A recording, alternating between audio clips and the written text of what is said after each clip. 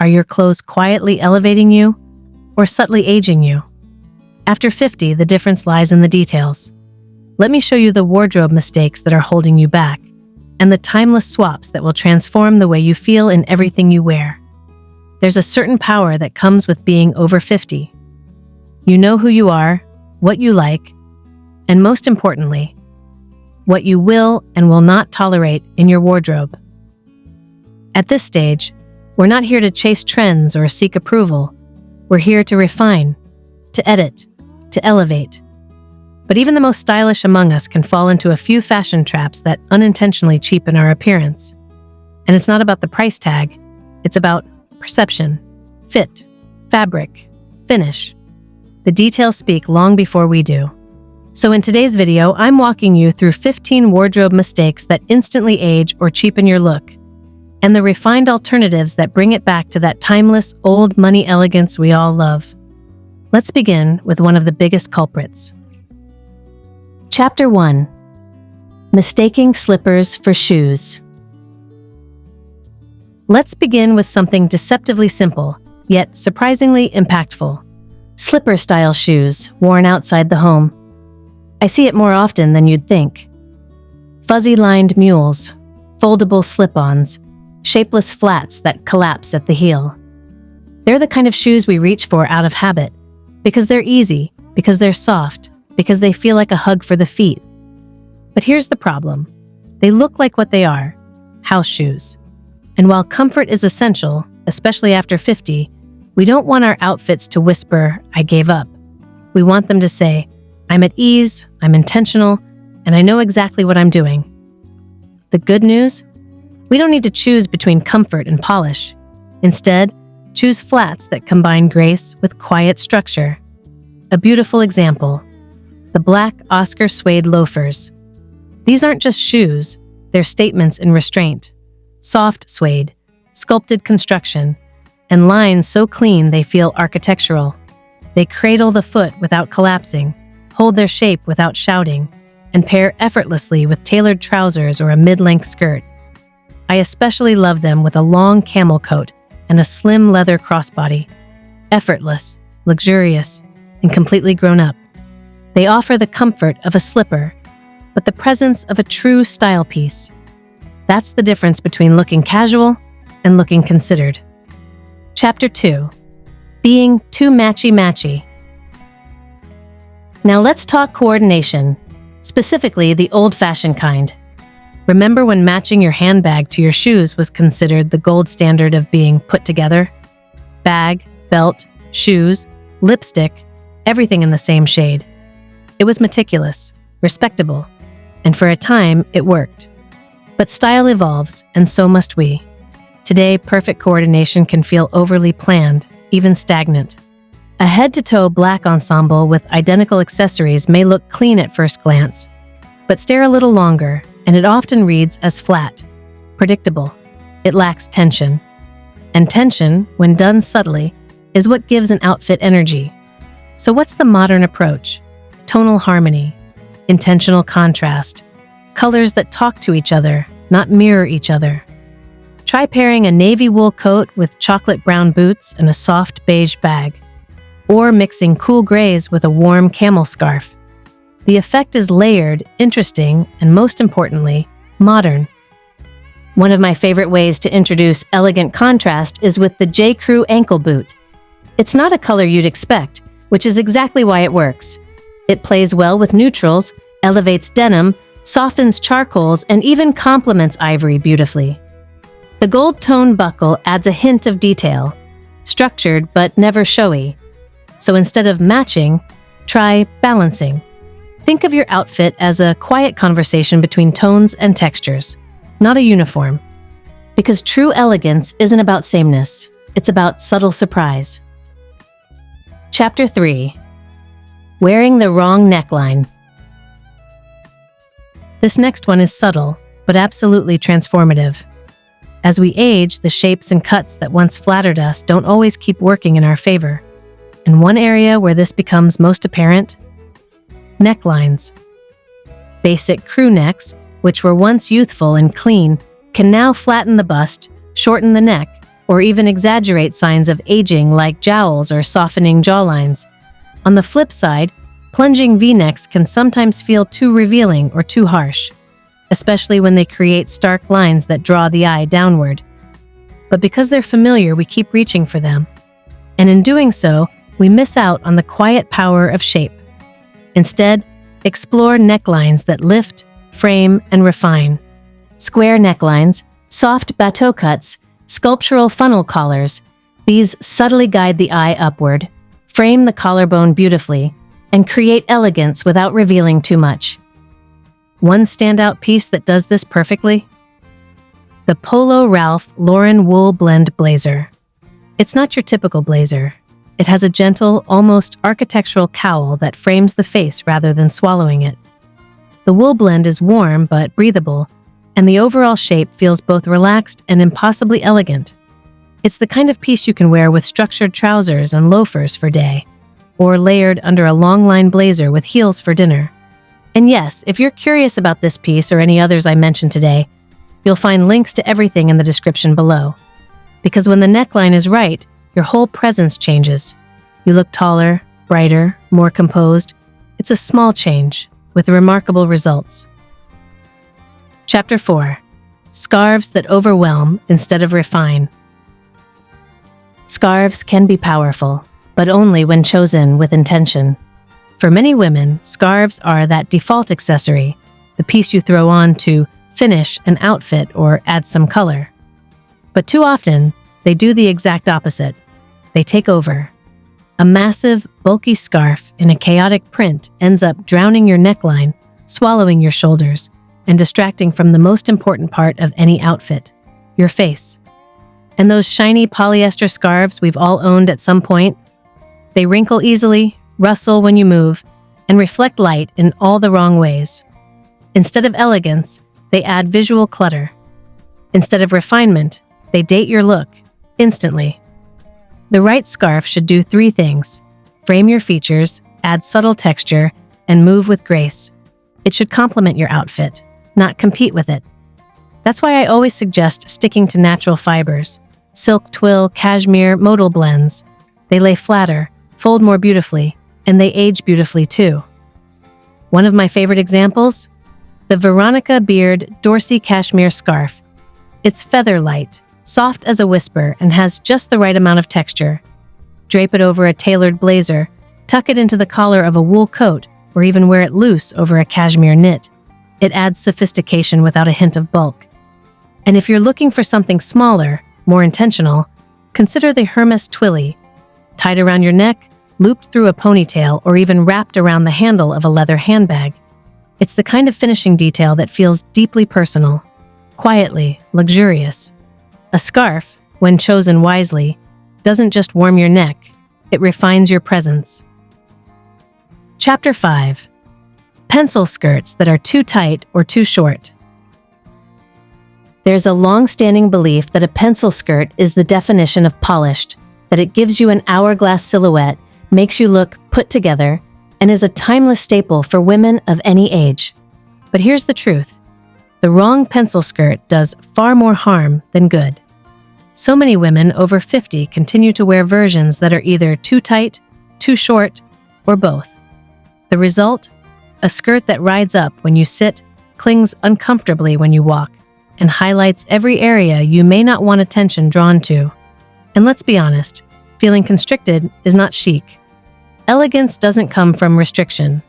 It comes from flow, from ease, from garments that honor your body as it is now.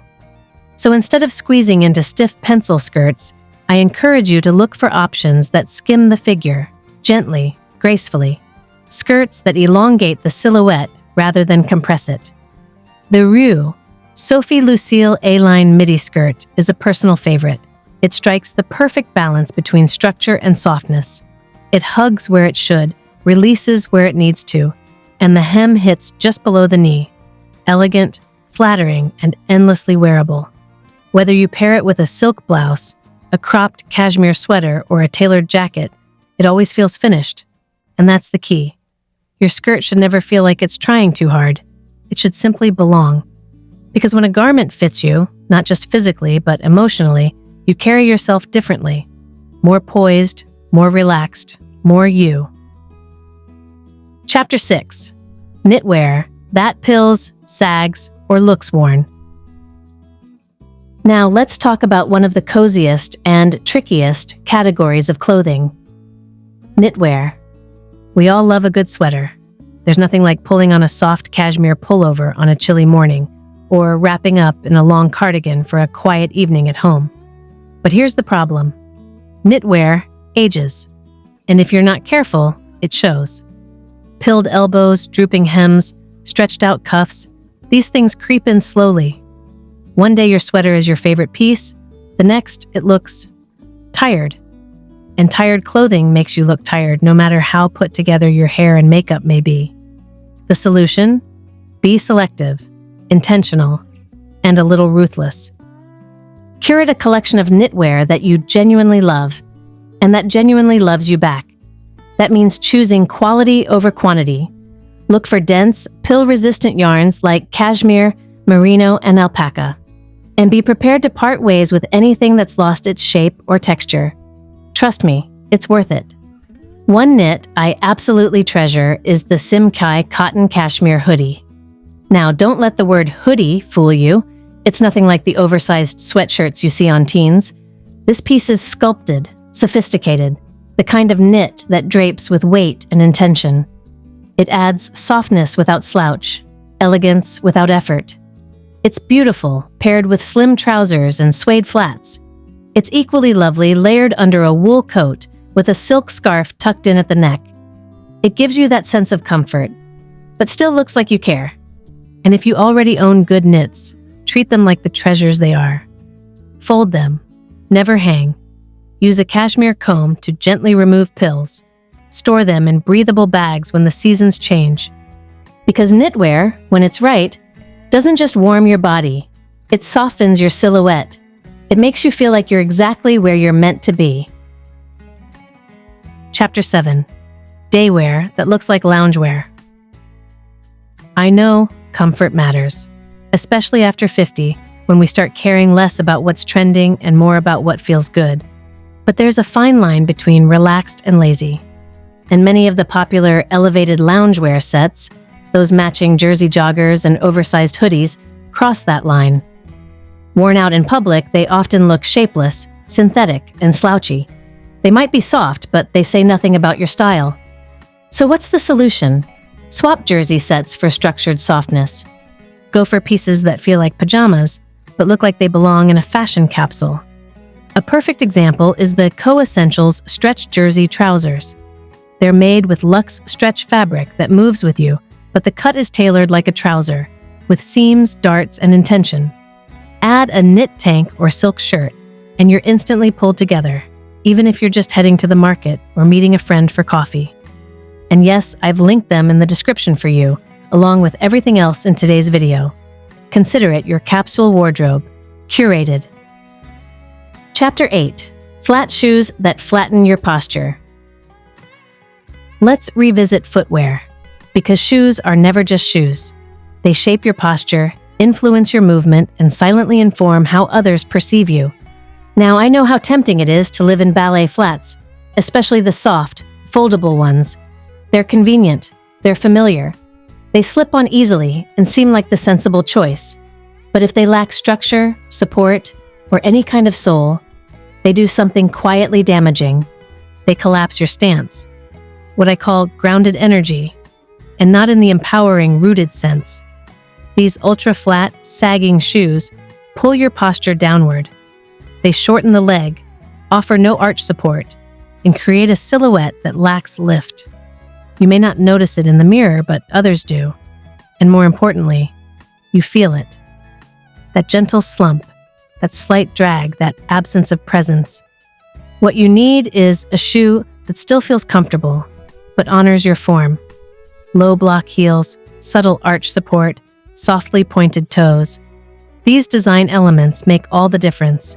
They lift the body gently, elongate the leg line, and return a sense of grace to how you move. One pair I absolutely adore is the Vince Camuto Megdal buckled pointed toe flats. They're not flats in the lazy sense, They have a slight almond toe, a small stacked heel, and that iconic Manolo craftsmanship, understated, sculpted, refined. The suede is supple, but not floppy. The silhouette feels purposeful, not passive. Pair them with cropped trousers and a relaxed blazer, or with a pleated midi skirt and a cashmere knit. They quietly elevate everything around them, and they do so without asking for attention. Because that's what we're after now. Shoes that don't scream, "Look at me." They whisper, "I know who I am." Chapter 9. Neglecting the power of texture. This next mistake isn't loud, but it's insidious. Too often I see outfits made entirely of smooth, flat, uniform fabrics. A cotton poplin blouse, polyester trousers, a synthetic cardigan. Technically everything fits, technically it works, but visually it falls flat. There's no dimension, no shadow, no play of light. Texture is the unsung hero of sophisticated dressing. It creates visual interest without relying on color or print. It catches the eye and holds it, softly, elegantly. It adds weight, depth, and a sense of richness that smooth fabrics alone can't offer. This becomes even more important as we mature.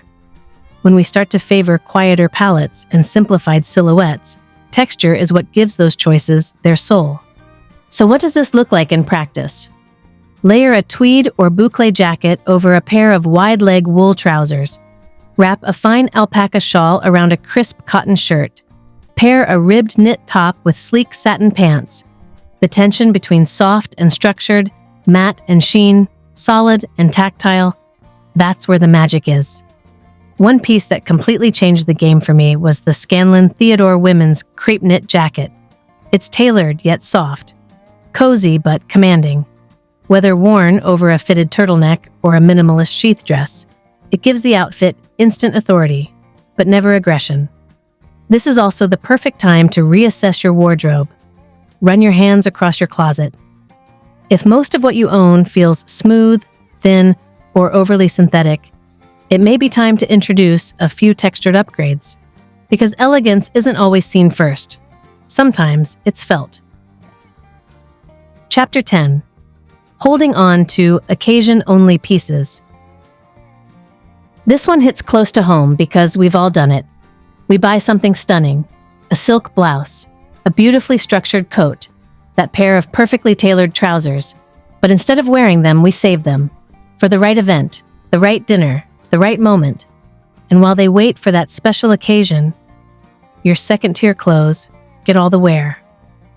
Not because they're better, just because they feel safe. But here's what I've learned. Elegance isn't something you take out of storage. It's something you live in. Every day is an occasion, a reason to look beautiful, feel comfortable, and express exactly who you are. You don't need a gala or a wedding invitation to wear your best pieces. You need permission. And darling, that permission is yours to give. When I stopped saving my nicest things, my entire wardrobe shifted. I didn't need more. I needed to wear what I already had. Often. One piece that changed my approach? The Roe Galley silk satin blouse. It's the definition of quiet sophistication, polished, weighty, subtly luminous. I've worn it under a blazer to meetings. I've half-tucked it into jeans for casual dinners. I've even thrown it on with wide-leg trousers and a low heel for a day of errands. It doesn't wait in a drawer. It moves through life with me. And that's the key. Style after 50 isn't about performing elegance. It's about inhabiting it. Wearing your best pieces in your real, beautiful, ordinary life. Because that life is the occasion. So go ahead, pull out the blouse, wear the coat, carry the bag. You're not overdressed. You're honoring yourself. And as you start noticing these little shifts in your wardrobe, maybe it's a softer blouse, a more sculpted blazer, or simply letting go of what no longer fits who you are, I promise you, something else shifts too. The way you carry yourself, the ease in your mornings, the quiet confidence that follows you into every room. Now, if any of the pieces I mentioned today resonated with you, whether it's the perfect loafer, a beautifully cut coat, or that one silk blouse that just gets it, I've linked everything for you in the description below. You can explore them at your own pace. No rush, no pressure. And yes, some of these items may cost more than what you're used to spending. But remember, when something is beautifully made, timeless in design, and crafted to last for years, not seasons, it isn't just a purchase. It's an investment in yourself. A kind of everyday luxury that pays you back in confidence every time you wear it. Because true style after 50 isn't about quantity. It's about choosing fewer, better things and letting them speak for you. So go ahead. Treat yourself to pieces that feel as elevated as you are. You're worth it. Always.